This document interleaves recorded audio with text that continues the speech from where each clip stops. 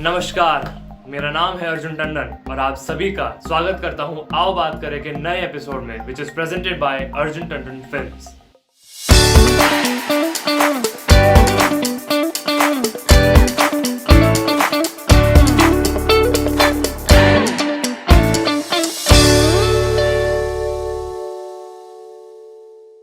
आज के हमारे गेस्ट को किसी इंट्रोडक्शन की जरूरत नहीं। Despite all the hurdles he has made a name for himself. हार ना माना तो कोई इनसे सीखे। He is known for his perfect comic timing, B it in movies और ऑन टेलीविजन। और अब तो ये ओटीटी प्लेटफॉर्म पे भी आ चुके हैं। इनके कद से बहुत ऊंचा है इनका काम और नाम। तो चलिए जल्दी से आज की बातचीत का सिलसिला शुरू करते हैं एक्टर एंड राइटर लिलीपुट जी के साथ। नमस्कार सर, स्वागत है आपका आओ बात करें में। हाँ, थैंक यू। कैसे हैं आप? मैं ठीक हूँ बेटा। तुम लोग कैसे हो? थैंक यू, तुम लोगों ने मुझे बुलाया, अच्छा लगा। सर ये हमारा सौभाग्य है कि आप हमारे इस शो पर आए। चार चांद अब लगा के मैं तुम्हारा थैंक यू बोलूं, तुम मेरा थैंक यू बोलो, बस। बस इसी में हमारा आओ बात करें का एपिसोड भी बन जाएगा। हाँ। ठीक है सर, तो हम शुरुआत करते हैं आपके नाम के साथ। आपका असली नाम MM फारूकी है, तो आपका नाम लिलीपुट कैसे पड़ा? मैं जब बॉम्बे आ रहा था तो मैंने गया जंक्शन पे ये लिलीपुट ही नाम रजिस्टर करवाया था रेलवे में टिकट के लिए। तो मैंने खुद ही रखा लिलीपुट नाम। ओके। मुझे लगा कि ये सूट करता है, तो हमने यही नाम रख लिया।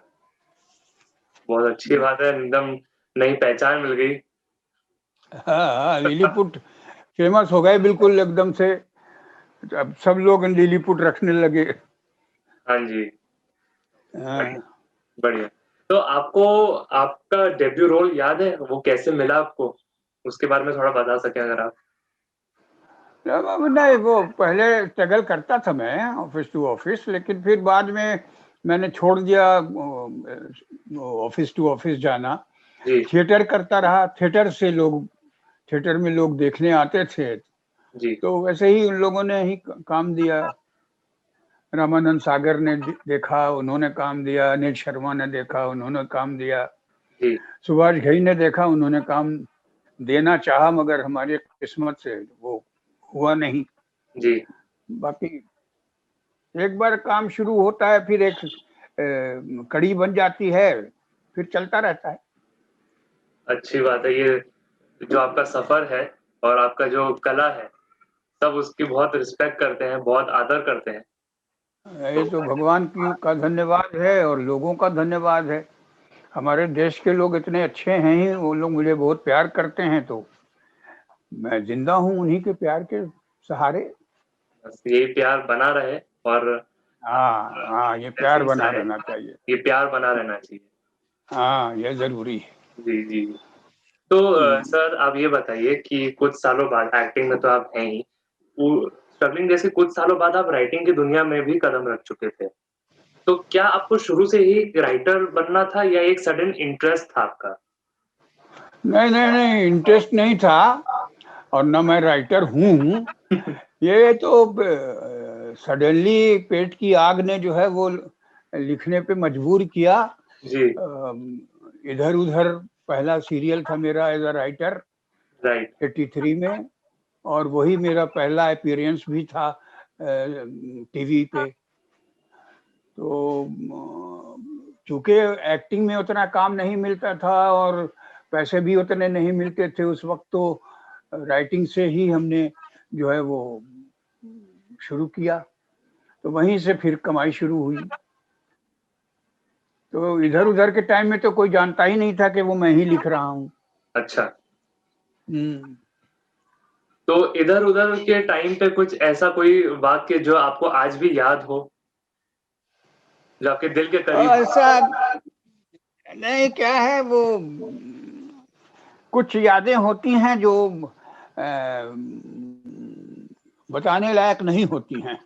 तो वो बतानी नहीं चाहिए। और अच्छी जो बात है वो यही है कि हमको आनंद महेंद्रू से मुलाकात हुई। आनंद महेंद्रू ने हमें हमारे प्ले में देखा और उसके बाद वो जो हैं उन्होंने एक उस वक्त वो बना रहे थे एक कॉर्पोरेट फिल्म, जी तो उसमें उन्होंने हमारा रोल निकाला, वहां से दोस्ती हुई। उसके बाद फिर उनको ये दूरदर्शन से अप्रूवल मिला, तो उनको राइटर नहीं मिल रहा था, तो उन्होंने मुझे बोला, मैंने कहा कि लाओ मैं लिख के देखता हूँ। तो आधे घंटे में मैंने एक एपिसोड लिख डाला, बस उसके बाद मैं फंस गया। फिर जी आनंद महेंद्रू किसी और राइटर को लेते ही नहीं थे। उनके बाद हमने उनके लिए इसी बहाने लिखा, इंद्रधनुष लिखा, फिर देख भाई देख लिखा। जी, देख भाई देख पे ही मैं आने वाला था। तो हाँ 90s का बहुत पॉपुलर शो जो हाँ हाँ शायद आपके लिए भी एक टर्निंग पॉइंट था। तो उसमें ना सिर्फ आपने डायलॉग्स लिखे थे, बल्कि आपने कैरेक्टर हम्म, रोल्स भी प्ले किए थे। तो हम्म, उसके बारे में आप क्या कहना चाहेंगे? क्योंकि आज भी अभी लॉकडाउन में जैसे हम सब जानते हैं कि डे बाय डे रीटेलीकास्ट भी किया गया। हाँ तो आज की जनरेशन ने भी वो 90s का शो देखा हाँ हाँ और मैंने भी फर्स्ट टाइम इसी लॉकडाउन के दौरान ही देखा, मुझे बड़ा पसंद आया। मेरी बहन बहुत बड़ी फैन थी उस प्रोग्राम की। हाँ हाँ हाँ तो उसने भी मुझे सजेस्ट किया कि ये देखो, अगर रियल कॉमेडी देखनी है तो देख भाई देख देखो। हाँ, गॉड ब्लेस सर, उसको बोलना मेरी तरफ से थैंक यू। या तो उस देख भाई देख के बारे में आप क्या कहना चाहेंगे सर? देखो, एक वक्त होता है जिस वक्त सारे ग्रह जो हैं वो एक होते हैं, जी, और उस वक्त काम जो है वो बड़ा अच्छा हो जाता है। जी, आदमी ये तो सोच के करता नहीं है कि मैं तीर मारने जा रहा हूँ या मैं खराब काम करने जा रहा हूँ। जी, वो काम करता है, और वो उस वक्त का जो ऑरा होता है वो काम अच्छा करवा देता है। तो सारी चीजें सही हो जाती हैं। राइटिंग भी उस वक्त हमारा दिमाग खूब तेज चलता था, तो हम राइटिंग भी अच्छी हो रही थी। एक्टर्स के का वक्त अच्छा था, तो एक्टर्स भी अच्छी एक्टिंग कर रहे थे। जी, डायरेक्टर का भी वक्त था अच्छा, तो डायरेक्टर भी अच्छा डायरेक्ट कर रहा था। तो प्रोड्यूसर का वक्त अच्छा था, तो उसके लिए अच्छी अच्छी चीज बन गई। तो ये वक्त का कमाल है, हम लोगों का कुछ कमाल होता नहीं है, वक्त का कमाल होता जी, वक़्त का तो कमाल है ही। है। अभी ऑन पब्लिक डिमांड फिर से हो रहा है कि देख भाई देखो फिर से शुरू किया जाए। रीटेलीकास्ट पे रीटेलीकास्ट करें। जैसे रामायण और महाभारत को रीटेलीकास्ट कर रहे हैं, वैसे वो चाह रहे हैं कि देख भाई देख को भी वापस लाया जाए। हाँ अच्छा, तो ये जी, तो हमारे हाथ में है नहीं। ये तो भाई प्रोड्यूसर और टेलीकास्ट करने वालों के बीच का मामला है। जी, हमारा तो उसमें कोई जोर है नहीं, राइट। हम कुछ नहीं कर सकते। हमें तो रॉयल्टी भी नहीं मिलती, जैसे फॉरेन में रीरन में राइटर्स को रॉयल्टी मिलती है, जी, हमारे यहाँ तो है ही नहीं। हमारे यहाँ रॉयल्टी क्या देंगे जब जेन्युइन काम का पैसा नहीं देते हैं, तो रॉयल्टी देने को कौन तैयार होगा यार। समझ सकता हूँ सर मैं, ये चीज़ समझ सकता हूँ मैं। हाँ। ओ, खैर, ये तो होता ही है। हम आगे बढ़ते हैं। हम्म, सर आपने अभी हाल ही में ओटीटी प्लेटफ़ॉर्म पे भी डेब्यू किया है मिर्ज़ापुर सीज़न 2 में एज़ दद्दा हम्म, त्यागी। तो हम्म। ओटीटी प्लेटफ़ॉर्म का आपका एक्सपीरियंस कैसा रहा? बहुत बढ़िया। ओटीटी प्लेटफॉर्म से मुझे जो खुशी है वो इसी बात की खुशी है कि ये एक आज़ाद प्लेटफॉर्म है, जहां राइटर अपने मन की लिख सकता है, जहां डायरेक्टर अपने मन से डायरेक्ट कर सकता है और अपने मन से इमेजिन कर सकता है। जी, जो चाहता है वो कर सकता है। ओटीटी प्लेटफॉर्म पे ये फायदा है, चैनल्स में ये आज़ादी रिस्ट्रिक्शंस हो नहीं है। जाते हैं। राइट, रिस्ट्रिक्शंस हो बहुत जाते ज्यादा बहुत ज्यादा रिस्ट्रिक्शंस हैं, बहुत ज्यादा बंदिशें हैं। हैं। राइटर अपनी नहीं लिख सकता, राइटर से लिखवाया जाता है। हुँ, डायरेक्टर को बताया जाता है कि ये यहाँ ट्रॉली लगाओ, तो यहाँ ये लगाओ, तो वहाँ वो लगाओ। प्रोड्यूसर बेचारा जो है वो बीच में पिसता रहता है। जी, तो ओटीटी प्लेटफॉर्म जो है वो बहुत ज्यादा खुशी की बात है हम लोगों के लिए। जी।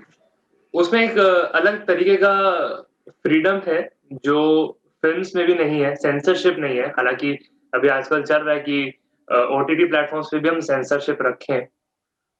तो रखना चाहिए क्योंकि हमारा कल्चर वैसा है नहीं। जी हम लोग भारतीय लोग हैं, हमारे यहाँ थोड़ा सा पर्दा जो है वो, एक्चुअली पर्दा बड़ी खूबसूरत चीज है। पर्दे में जब तक रहता है इंसान, देखो हम लोग आपस में समाज में ही देखो तो जब तक हम एक दूसरे को अंदर से नहीं जान जाते हैं, हम जी एक दूसरे को अच्छा समझते हैं, है ना। और राइट जहाँ राइट नजदीक हो गए और अंदर से जान गए तो सारे पोल खुल जाते हैं एक दूसरे के लिए, और फिर एक दूसरे के लिए छोड़ो तो दिमाग में, दिल में थोड़ी सी ठेस भी पहुंचती है, थोड़ा दुख भी होता है कि अरे हमने अच्छा समझा था, ये तो ऐसा निकला, जी ये होता है ना। तो राइट वैसे ही ये जो वेब सीरीज हैं उसमें जो बहुत ज्यादा गालियां और सेक्स सीन जो दिखाते हैं, जी उसमें थोड़ी सी लिमिटेशन होनी चाहिए। जी वो हमारे कल्चर से मैच नहीं करता है। Right right. तो जैसा कि आपने अभी बताया कि ओटीटी प्लेटफॉर्म में आपको बहुत ही मजा आया, एक आपको सेटिस्फैक्शन मिला क्रिएशन में। तो फिल्म्स, टीवी और ओटीटी, आपका अगर हम 1, 2, 3 अगर हम आपसे रेटिंग लें, तो नंबर 1 तो क्रिएटिव सैटिस्फैक्शन के तहत नंबर 1 कौन रहेगा, 2 और 3 कौन रहेगा? फिल्म्स, टीवी और आज ओटीटी। आज के दौर में, जी, प्रेजेंट सिचुएशन में, जी। OTT number 1। Okay, number 2 film, film और लास्ट में टेलीविज़न। वो तो कहीं मैं गिनता ही नहीं हूँ कहीं। अच्छा। टीवी क्या कुछ नहीं हो रहा है, ऐसा कुछ नहीं हो रहा है जी, टीवी पे। जी। ओके। तो लिली सर हमको आप ये बताइए कि अगर एक्टिंग और राइटिंग में आपको एक चीज़ चुननी हो, तो वो क्या होगी और क्यों? Only acting. Only acting, born क्योंकि बॉर्न फॉर एक्टिंग। एक्टिंग में क्या होता है, एक्टिंग में क्या होता है हुँ, हुँ। कि चूंकि ये गॉड गिवन आर्ट है, आपके अंदर है एक्सप्रेशन को राइट, एक्सप्रेस करना, तो उसमें आप बंदिश नहीं महसूस करते हैं। आप अपने आप से को जो कैरेक्टर मिला है आप उसको पोर्ट्रे कर देते हैं। राइट, राइटिंग में बहुत सोचना पड़ता है, बहुत सारी चीजें सोचना पड़ता है, जी, दिमाग में नई बातें आए तब आदमी लिख पाता है। राइट, और इसीलिए आज की राइटिंग और पुराने जमाने की राइटिंग में यही बहुत बड़ा डिफरेंस है कि आज मशीन की तरह लोग लिखते जा रहे हैं, लिखते जा रहे हैं। उनको ना सोचने का मौका है, वक्त है, ना वो ये तय करने का वक्त है कि ये लिखना चाहिए कि नहीं लिखना चाहिए, ये समाज के सामने रखना चाहिए कि नहीं रखना चाहिए। हमारे जी, जमाने में तो हम लोग समाज को इम्पोर्टेंस देते थे कि हमारी कोई गलत बात समाज तक ना पहुंचे, गलत संदेश समाज को ना मिले, समाज को हमेशा अच्छी बातें सिखाई जाएं। तो हमारे ज़माने में बहुत ख्याल रहता था और ऑडियंस का, व्यूअर्स का, कि उनको जो है वो उनके दिल को छुए, उनको उनके इमोशन को जगाए रखे। जी, आजकल प्रैक्टिकल हो गया है सारा मामला, इसीलिए देखो ना एक्टिंग में वो अट्रैक्शन है, ना स्क्रिप्ट में वो कोई कशिश है, ना वो कोई सादगी है। जी। अब सब ऊपरी लेयर है सबका, गहराई में किसी में नहीं। तो आपने तो एक बहुत बड़ा ट्रांज़िशन भी देखा है, जहाँ पे शूटिंग पहले तो रियल लोकेशंस पे जाके की जाती थी और आज के दौर पे तो आप एक 4 दीवारों के बीच में स्टूडियो में वीएफएक्स में काम होता है अब तो। तो आपको नहीं किसमें नहीं ज़्यादा अच्छा लगता है काम करना शूटिंग? नहीं नहीं, हम एक्टर को जो है, एक्टिंग करना ही जो है वो मेरी आत्मा का भोजन है। जी, हमारी आत्मा को प्रसन्नता मिलती ही है जब हम एक्टिंग करने खड़े होते हैं। तो हमारे लिए, एक्टर के लिए ये जरूरी नहीं है कि वो ओरिजिनल लोकेशन हो, कि स्टूडियो हो, कि सेट हो। हमारे लिए वो इम्पोर्टेंट नहीं है। जी।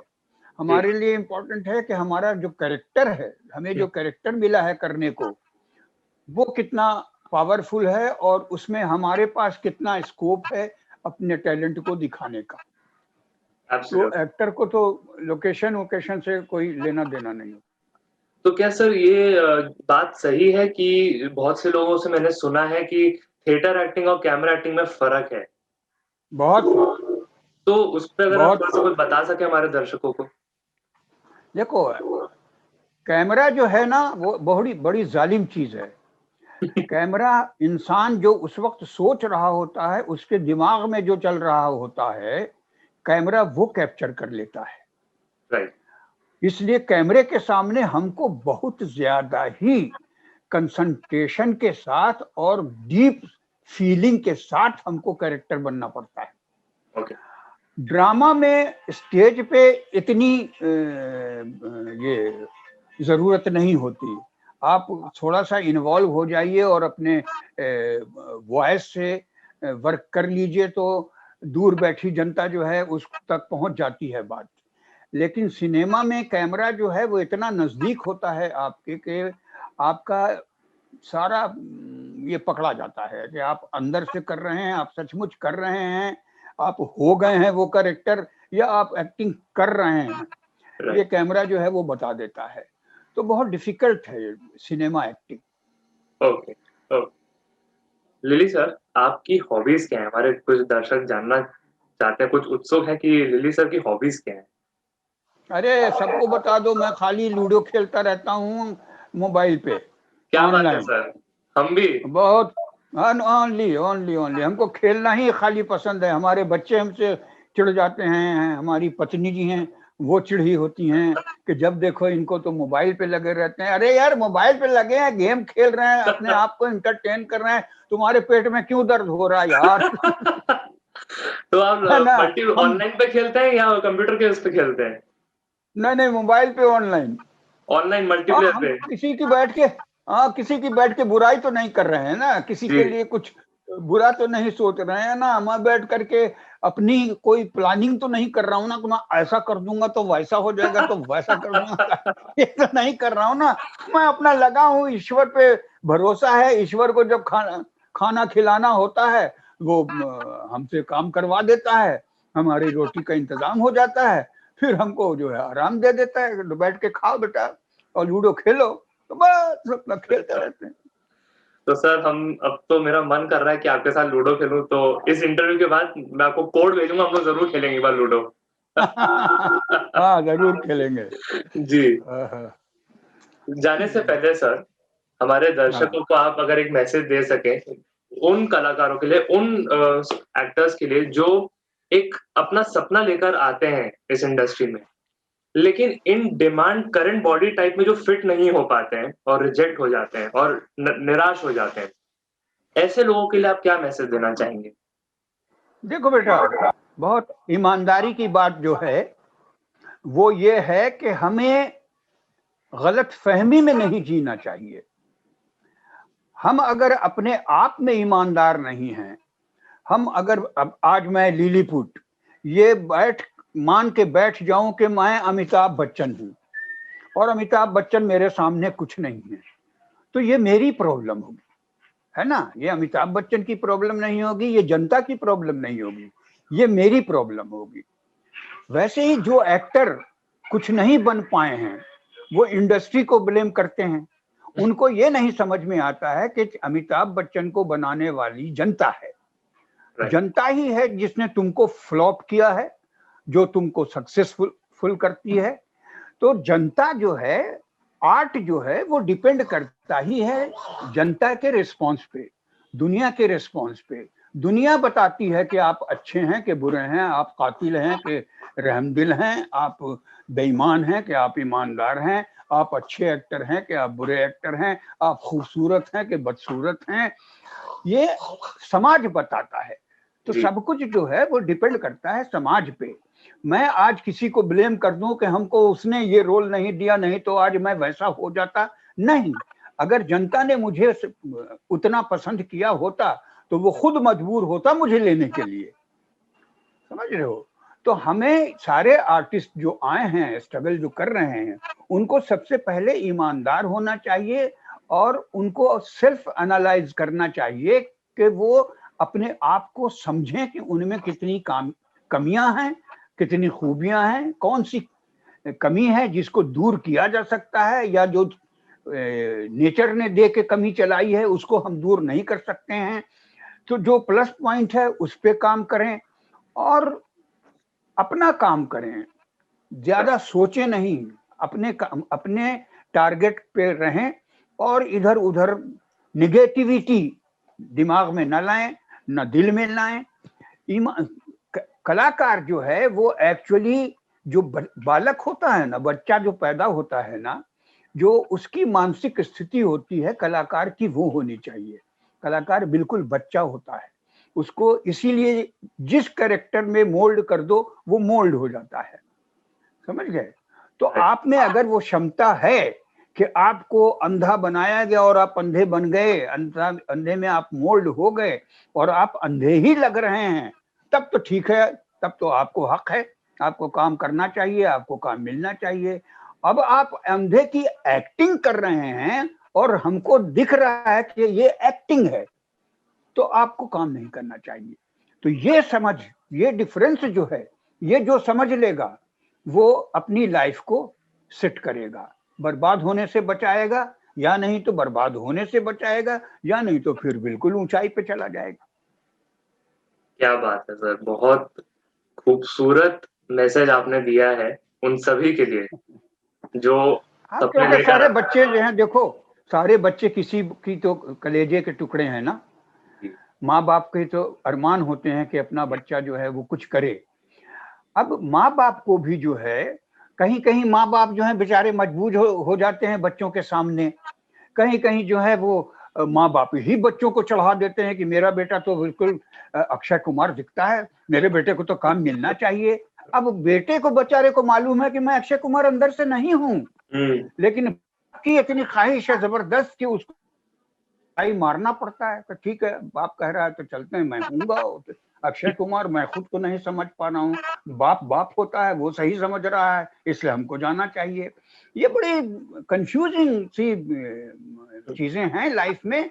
इस उलझन से हमको निकलना होगा, माँ बाप को भी और बच्चों को भी। जी, जी। बहुत से बार हमने देखा है लोग अल्टरनेटिव करियर की बात करते हैं कि यार तू स्ट्रगल कर रहा है, तू करता रहे स्ट्रगल, लेकिन अपना एक बैकअप तैयार रख। हाँ, तो बैकअप तो देखो, बैकअप जो है वो आज के जमाने के लिए तो हम मना नहीं करेंगे कि बैकअप ना हो, लेकिन जो कलाकार है, आज मैं मुझसे अगर एक्टिंग ना करवाई जाए तो मैं भूखों मर जाऊंगा, क्योंकि मुझे और कोई मुझ में कोई गुण है ही नहीं। मैं पान बेच नहीं सकता, मैं बीड़ी बेच नहीं सकता, मैं रिक्शा चला नहीं सकता, मैं किसी के घर में बर्तन धो नहीं सकता, तो मैं क्या करूंगा। तो जब मैं, जो एक्टर है वो एक्टिंग के अलावा उसे कुछ नहीं आता है, नहीं आता। तो ऑल्टरनेट आप क्या करेंगे। देखिए अमित जी कितने महान एक्टर हैं, लेकिन बिजनेसमैन नहीं है, बिजनेस माइंडेड नहीं है वो, तो उनसे बिजनेस नहीं चला, है ना। कलाकार जो होता है वो सिर्फ कलाकार होता है, उसमें और कोई दूसरी खूबी होती ही नहीं है। और बाकी सारी चीजें जो है गॉड गिफ्टेड होती हैं। पॉलिटिशियन भी गॉड गिफ्टेड होता है, पॉलिटिशियन पैदा होता है, जैसे कलाकार पैदा होते हैं, जैसे कवि पैदा होते हैं, जैसे पेंटर पैदा होते हैं, ये सब गॉड गिवन टैलेंट है। तो वैसे ही बिजनेसमैन भी पैदा होता है। अंबानी साहब पैदा हुए थे बिजनेस माइंडेड, तभी अंबानी बने। तो ऊपर वाला जो बना, जो दे करके आपको भेजता है, आप वही बनते हैं। आप ऊपर वाले से अगेंस्ट जाएंगे तो आप खुद को बर्बाद करेंगे। जी, जी, ज़रूर। बहुत-बहुत शुक्रिया सर कि आपने हमारा इन्विटेशन एक्सेप्ट किया और आप हमारे शो में आए, 4 चाँद लगा दिए और हमारा सौभाग्य है कि हम आपसे बात कर पा रहे हैं। God bless you, God bless you. या ऑन दैट नोट, मेरे जितने भी व्यूअर्स ये देख रहे हैं, प्लीज़ चैनल को सब्सक्राइब करना मत भूलिएगा। लाइक करिए, शेयर करिए और कमेंट करिए। और जितना प्यार आप हमारे एपिसोड्स को देते आ रहे हैं, उम्मीद करता हूँ आप इसको भी और आने वाले एपिसोड्स को भी देंगे। तो डोंट फॉरगेट टू सब्सक्राइब। मेरे व्यूअर्स, ये जो बच्चा है ये मेहनत कर रहा है, ये आप लोगों का एंटरटेनमेंट कर रहा है, इस बच्चे को प्रोत्साहित कीजिए और इसके चैनल को सब्सक्राइब कीजिए, ताकि किसी एक दिन फिर हम आपसे मुलाकात करेंगे। जरूर, Thank you. हमारा सौभाग्य होगा sir. Thank you so much sir.